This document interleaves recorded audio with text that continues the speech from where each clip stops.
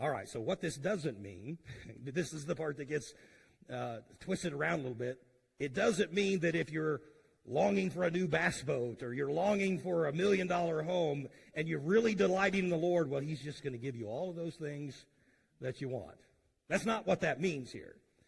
What it does mean is when you are truly all in with God, when you are trusting him and you're aligning your will with his will, listen to this, then your delights will begin to shift where you begin to delight in the things that God delights in.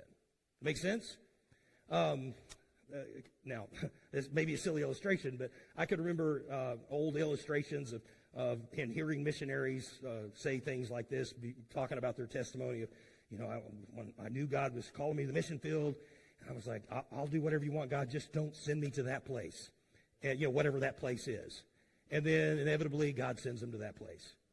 But part of the story ends up always being this. Once I submitted to what God wanted, I didn't want to be anywhere else but that place. You see what I mean? The delight began to shift.